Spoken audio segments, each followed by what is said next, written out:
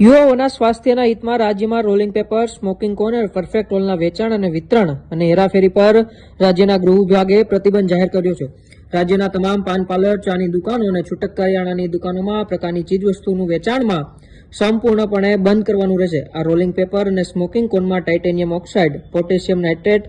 Artificial dye, calcium carbonate અને chlorine bleach જેવા ઝેરી પદાર્થ હોય છે, જે માનવ સ્વાસ્થ્યને અત્યંત હાનિકારક અને નુકસાનકારક હતા, જેને લઈને હવે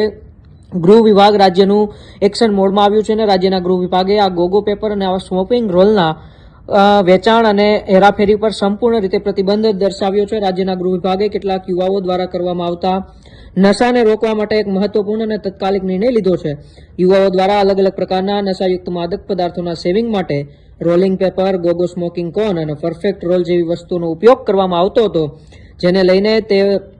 તેમના સ્વાસ્થ્ય માટે અતિ હાનિકારક અને ગંભીર હોવાને લીધે રાજ્ય સરકારે આ મહત્વપૂર્ણ નિર્ણય લીધો છે. છેલ્લા 2-3 દિવસથી રાજ્યની પોલીસ પણ આ ગોગો પેપરની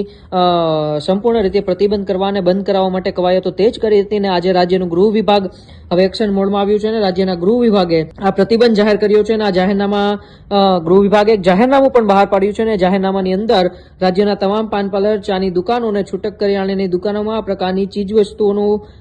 વેચાણ સંપૂર્ણપણે બંધ કરવાનું રહેશે. આ આદેશનો કોઈ પણ જો ભંગ કરશે તો ભારતીય ન્યાય સંહિતા 2023ની કલમ 223 મુજબ તેમને શિક્ષાને પાત્ર બનશે અને તેમને દંડ પણ ફટકારવામાં આવશે. તો હવે ગોગો પેપર અને જે પણ આ કહેવાય કે નશાકારક પદાર્થો છે તેને નશો લેવા માટે ઉપયોગમાં લેવામાં આવતા આવા તમામ પદાર્થો ઉપર હવે સંપૂર્ણ રીતે ગૃહ વિભાગે કડક પગલાં દર્શાવ્યા છે અને સંપૂર્ણ રીતે રાજ્યની અંદર પ્રતિબંધ દર્શાવવામાં આવ્યો છે.